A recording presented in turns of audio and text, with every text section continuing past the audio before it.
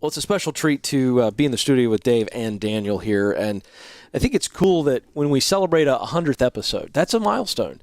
Yet it's always good when you hit a milestone to kind of go back and look at that first marker when we let off. And so it's always good, Dave, to have you on the podcast and remind our listeners that you really still have the heart of an entrepreneur. We're still starting things all the time here. But everything Ramsey Solutions, as we sit here today, it started on a card table in your living room. And that's really cool and really encouraging to the men and women who are listening here today. So take us back to that moment in the living room where you put that card table up, as it were, and said, this needs to be done. You know, I heard a guy say, as long as houses have garages in America, there will always be small businesses. That's great. You know, the idea that as long as we have an idea and a little bit of a room to work on it. And so, yeah, I mean, I was starting, obviously, to do one-on-one counseling in those days, one-on-one financial coaching for people that were struggling. And, you know, soon we moved it out of the house and into a little 800-square-foot office in the bottom of an office building. It was a nice office building, but we took the cellar with no windows because that way they would allow us to rent it month to month. I didn't have to sign a 5-year lease, and I wasn't sure this was going to work. So I didn't want to be in debt. And so, you know, in that sense, that's how our company, known as Ramsey Solutions today, started in those days. And then, you know, what happened is, as we've gone along, we had to grow. And we had, you know, a lot of people needing help with this money stuff. And so we started teaching leaders internally to grow the leaders into what we wanted them to be able to finish our sentences, so that when I turned my back and walk away, I knew they were doing things on the same principles that I was doing them, with different personality styles, different ages and maturity levels, and you know, that kind of stuff, and even expertise, but still on the same principles. And so we had to transfer some concepts, some tactical things, some strategic things, and some principles, some values to people. And so we began teaching a little class internally, and that's how EntreLeadership was born. I remember when I started here, I don't know if I've ever told you this, Dave, I don't think I planned on being here more than a year.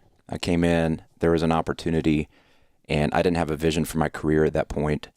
And it was when I first started attending EntreLeadership, that class you're talking about internally, that it really hit me. This is a special place. Here's a guy teaching his principles, a path for success within the organization if you want to lead someday. And I thought that I did. And for me, that's really when the lights went on. How many people were here in those days? There must have been 50, 60. Yeah. How many years ago was that? You started when we were in this building. This was 11 years ago. Oh, yeah. wow. You started in this building. There's 59 when we moved into this building. Wow. So, and there's 500 now. So, yeah. And counting, I hear. yeah. You see in staff meeting. Oh my gosh. So the introduction. this is cool. If you haven't, for some reason, read EntreLeadership, it's a #1 New York Times bestselling book. But one of the best parts of that book is just reading the part where Dave kind of writes out how we came up with this term EntreLeadership. And it's not just a business division. It's not just a book. It's not just all access and really a term that has become an anthem for a lot of men and women who are leading businesses. It is a unique term. I want you both to kind of weigh in on that. Dave, we'll start with you. EntreLeadership. At what point did you say, this is why I'm calling it that? You are very specific about words you choose. Yeah, sometimes, and other times I've done a really bad job. I named sections of our company divisions, and then I was shocked that they were divided. So, you know, you have to be real careful with words. It's you know, our customer care team was originally called the phone room because they had phones. There were phones in there. But at least you were leading with clarity, right? Yeah, Everybody knew what they were doing. Primitive, albeit, Yes, but yeah. So, yeah, EntreLeadership was an attempt to not do those things. It was like, because leadership to me always means management class in college, which was taught by some tenured professor who never made payroll. And, you know, there's a part of my emotions that feels that when I hear leadership. I know what leadership is intellectually. I believe in leadership. I just came out of a meeting where I was just talking with our leadership team about an area that needs leadership, an area that if we could put a new leader in it, that a strong leader, it would change everything. You know, so leadership, Maxwell says everything rises and falls on leadership. I get that. But when someone says leadership, the first thing happens in my little 4-year-old boy emotions is I return to management class that was boring. And was like a fingernail down a chalkboard. So I didn't want to just call this stuff leadership. And I knew I didn't want it to just be entrepreneurs because That's like trying to nail Jell-O to a tree. You have a whole building full of entrepreneurs. Although you want the entrepreneurial spirit to run through the place, and you want a few valid, absolute entrepreneurs in the place. They're the truth tellers. They're the ones that say things like the emperor has no clothes. And they don't care if it makes the emperor mad. And so they're the ones that are in there moving things around because they care so deeply. Daniel Tardy is one of those. And so you got to have that entrepreneur in there, but you also then polish that with the aspect of the diplomacy, the nobility of the leader, a real leader. And so I want that leader inspired by the entrepreneur polished by the leader. And so we put the words together. That's really what it was. And, it's worked out. It's a cool word, but, you worry about any brand where you have to explain what it means. Well, but we care so deeply.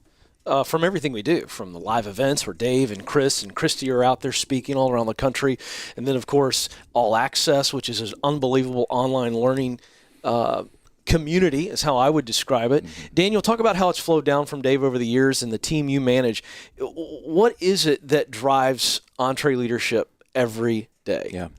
Well, I got to tell you, that word for me initially was just a brand. It was just something Dave assigned as a tag to this body of content. And my early days here, I was green. I was much more on the entrepreneur side and thought I was a leader, thought I could lead, but really was just a gunslinger, a sales guy who wouldn't take no for an answer. And it wasn't until several years ago, as I was taking on more responsibility and leading people, that I realized this leadership thing is about caring for people. And actually slowing down long enough to realize these are human beings with emotions and fears, and they need a coach. They need somebody that can care for them with compassion and serve them. And that's when I've, for me personally, was like, man, this entrepreneur style has got to polish. I've got to grow. I can't just get results and then look back and see a wake of bodies that I've left behind me that I got to go clean up. And Dave's mentored me in that. And through the years of learning from him, I think that's probably a struggle for most entrepreneurs. They're good at getting results, and then as they start to scale and they realize they need a team to work with, they can't just depend on their personal ability to go and get results. But at the same time, like Dave's saying, if you're just leading, you're probably not kicking down enough doors. I saw a quote the other day that said, if you're stuck, it's probably because you're playing by the rules. And every entrepreneur goes, well, yeah, we reinvent the rules. We rewrite the rules.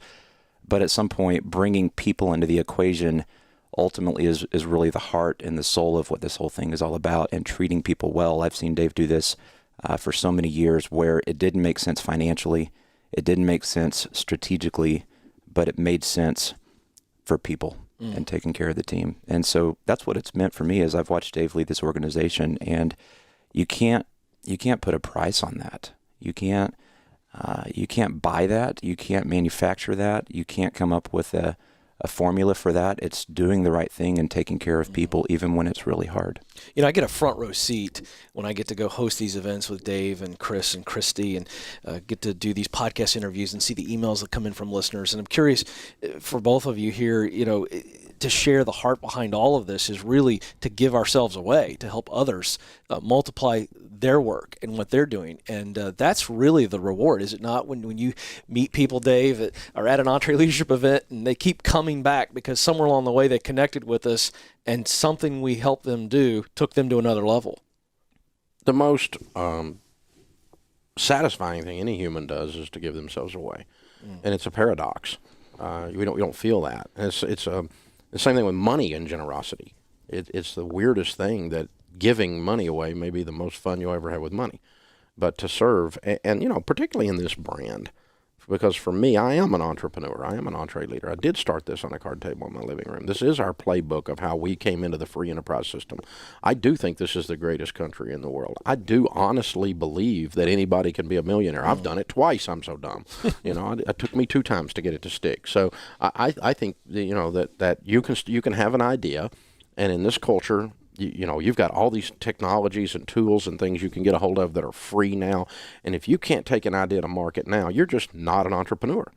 You're just, really, this is the time to do it. And so I've got just this huge heart, and this whole organization of ours, especially the EntreLeadership team, has a huge heart for that small business person that's bootstrapping something. Or they've gotten at that level of 50 team members, and it's starting to drive them nuts, and they don't know what to do. I remember that, and the drama and the betrayal and the putting up with crazy people that you thought you hired, you thought you hired a normal person, and you find out later they just need to be in a rubber room, And the stuff that we go through in business, I've got a heart for that because I've done it. I am it every day. I was just in a meeting, and I'll be in a meeting after this, and so doing stuff here, and so I just believe in small business people. I like them. They're the kind of people I like hanging out with. I believe in people that lead within large organizations, that are strong leaders, that have that entrepreneurial spirit within a big organization. So that's just my kind of folk. That's who I like hanging out with. That's who my friends are in my off time, is people that do that as well. So this EntreLeadership brand is more than just a business opportunity, and so we assigned a brand to it, and we have a marketing strategy, and oh, bull. No, this is people's guts, man. I mean, it's their tears, their dreams, their nightmares, and we love dealing with them. You just said somewhere in that around 50 people, and I don't know what to do, and I know that you're very humble, but I think outside looking in, many people look at our success and your constant ambition and confidence and solutions that you're coming up with, and the idea of Dave Ramsey not knowing what to do is almost intriguing because we're just winning all the time outside looking in. And most business owners we talk with are isolated and tell us all the time, I don't know what to do. I'm stuck. I don't know if I'm going to make it. And, we've been there, but we've gotten through that. So what for you has been the breakthrough? What has been the constant source of hope and confidence that this thing is going to work and get you out of bed every day, even when it's hard, even when you don't know what to do?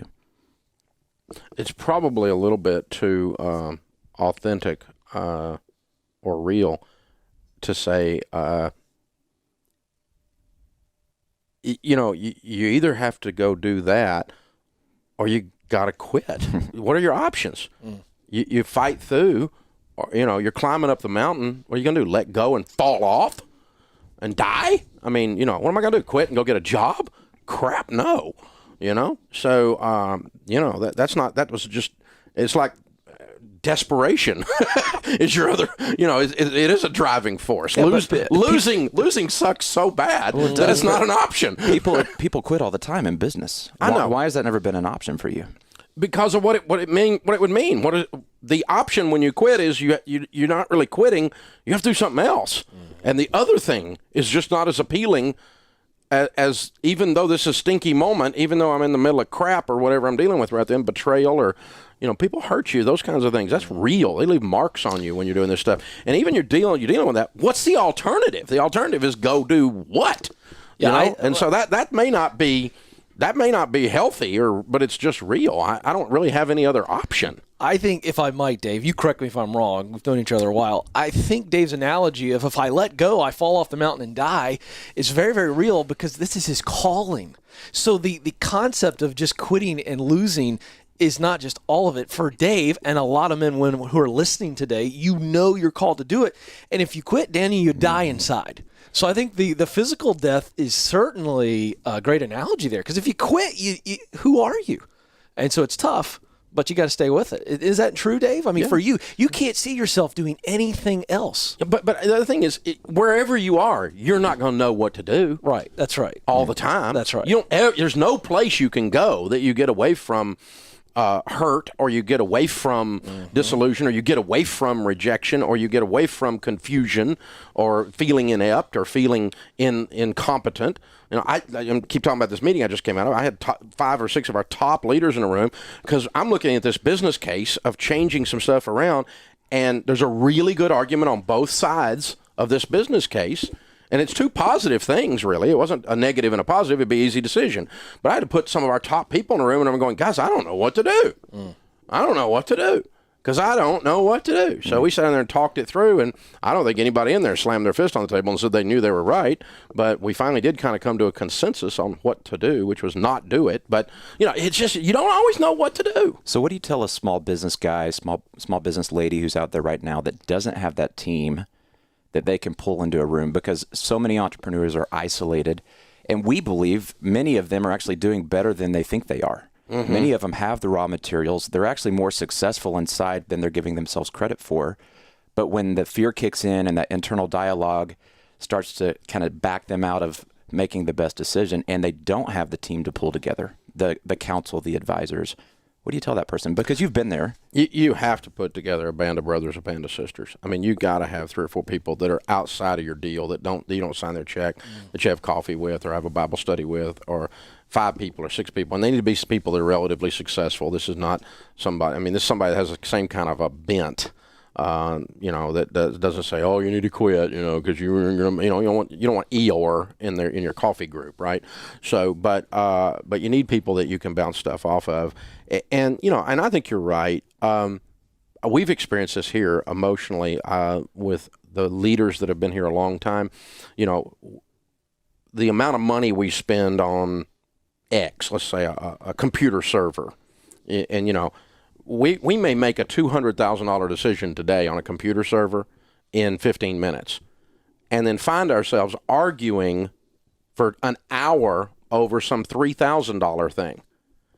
And all that is when we're arguing over the $3,000 thing, our emotions have not kept up with, we've not matured, and we do it here to this day.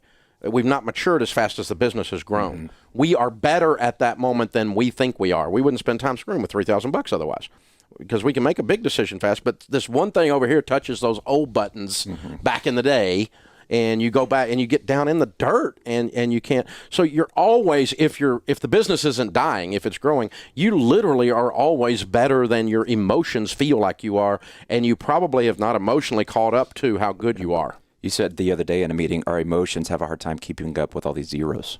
Yeah. That's exactly what you're saying. Yeah, it's weird. I mean, because, we had a day, $2,000 by Friday kept us open, and $2,000, was gone while I said that.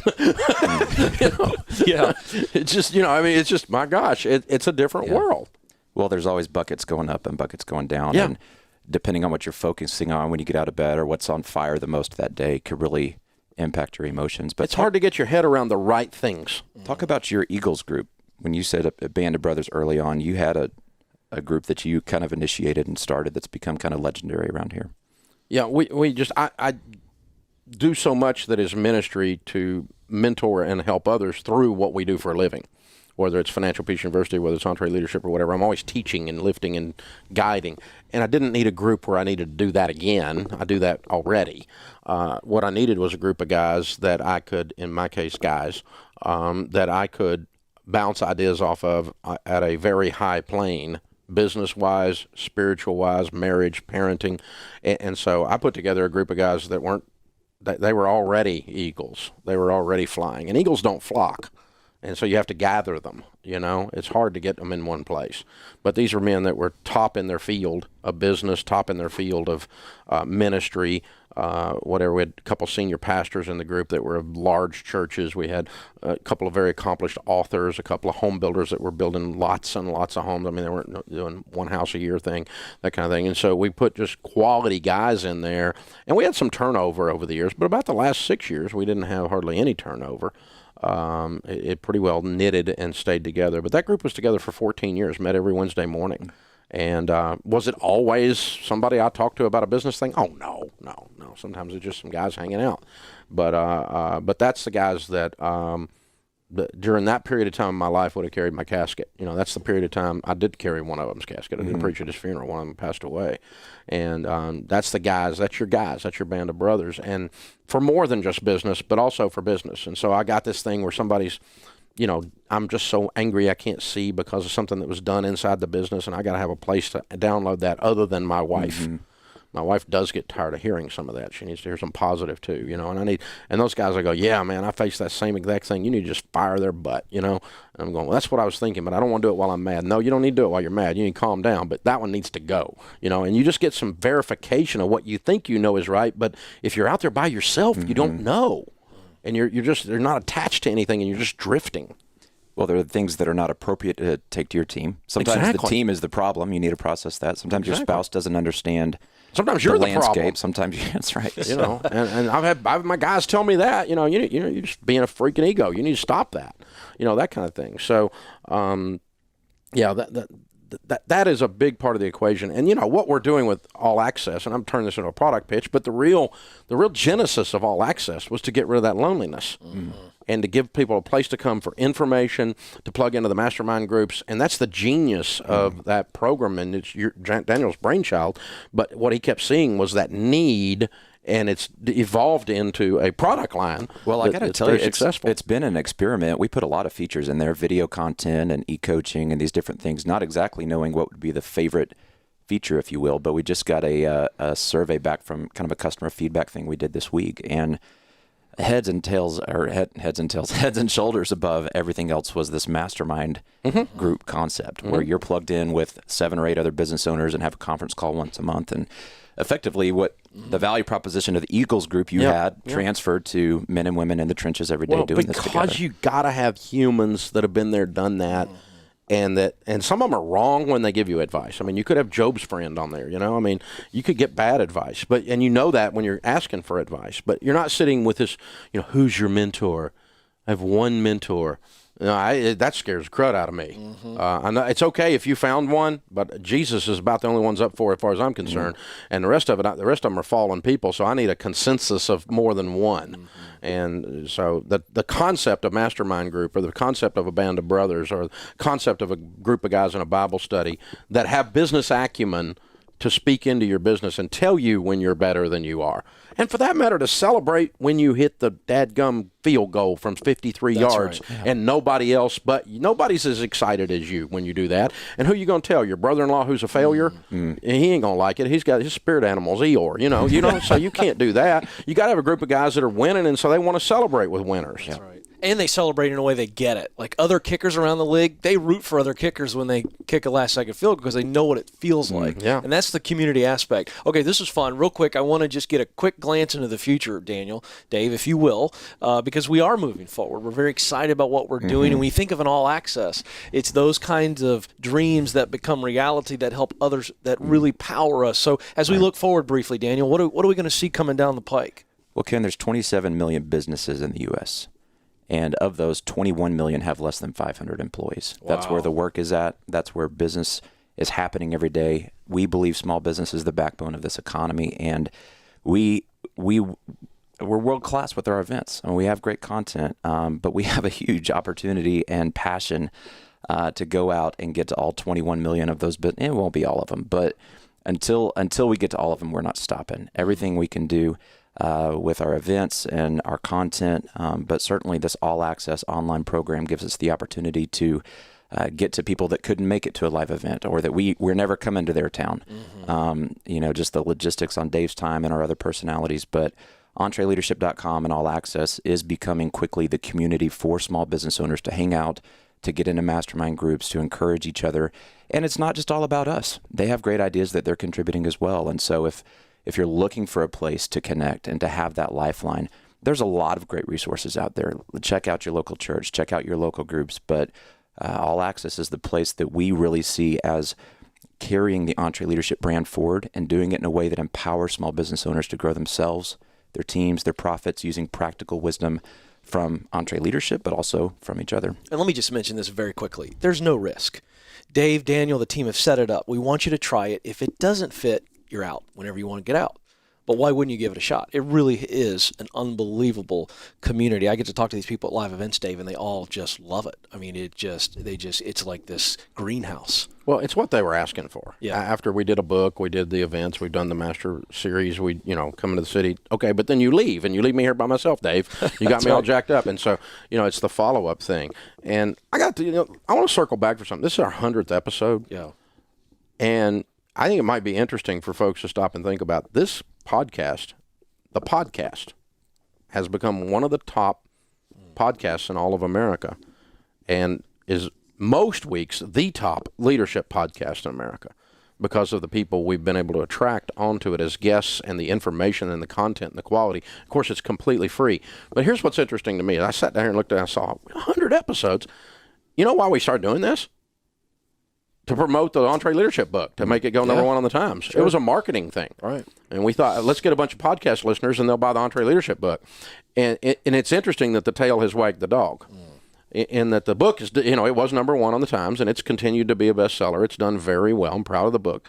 But the podcast has become bigger than the book in a very real sense, because it's continued to stay right there at the top. I mean, EntreLeadership's not number one this week on the New York Times. It's a 3-year-old book or 4-year-old book or whatever it is. But it continues to be a good book and continues to sell because it's got its own following and that kind of thing. But the podcast is much bigger. And it was supposed to be the thing that lifted the book. So what has happened is the content that you guys have brought forth on this podcast is so appealing that my friends listen to it, the guys that I run with. Because, when you start putting the Seth Godins and the Jim Collins of the world and the Malcolm Gladwells of the world on this thing, you talk, it's been a who's who of leadership on here. And it's pretty stinking incredible. So I'm proud of you guys. You've done a great job with this. Well, it's great fun. And I must say, as a segue on that, we have some great names coming to you. We're not going to stop there. We've got our foot on the gas, some wonderful conversations already in the books, and it's going to be a great year. And this leads me to a very special announcement because we want to keep going forward. Drum roll, please. Big announcement. Daniel Tardy, do the honors, please. What is coming up? Well, we've been hearing from listeners for years. Can we get more of this? Can we get more content? And the reality is you can only find so many of these Malcolm Gladwells and Jim Collins, and we want to keep the quality up. We don't just want to go to every day just because we could produce it, but then it starts to water down the potency of the content. We want this to be rich, and then if we can turn up the frequency, then that's great.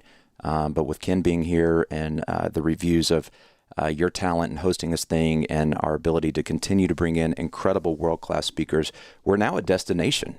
Now we had to go find people early on, but now people are coming to us, knocking on the door. Can we get on your podcast? And so we're excited to announce we're going to go to once a week. Hello.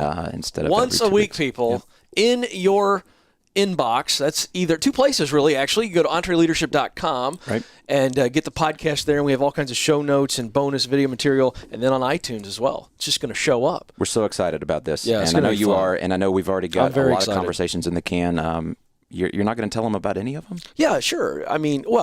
You know what? No, I'm not. I'll tell you why. Cliffhanger. Because we always tease it each episode, so I don't want to get too far out in front of it, but it's going to be fun. Okay. And I'm going to tell you, it's not just the quality of guests, but it is the conversations from John Felkins taking people's emails, and we're giving real answers on the podcast. So we're beginning to take your questions, and we're going to answer them right there with a coach that you get at All Access. It's going to be a lot of fun, man. So it's great fun. We got to get out of here. It's always fun when we get Dave to stop by. This is a big deal, Dave. You don't get to come by. Congratulations, y'all. You're on the air. Yeah, it's really fun, and I'm grateful for the opportunity. And I got to say this. We say it at the end of every podcast. But to you who are listening, don't ever forget we're doing this for you. And we can't do it if you're not listening. So we're very appreciative of our audience. Absolutely. They're the best.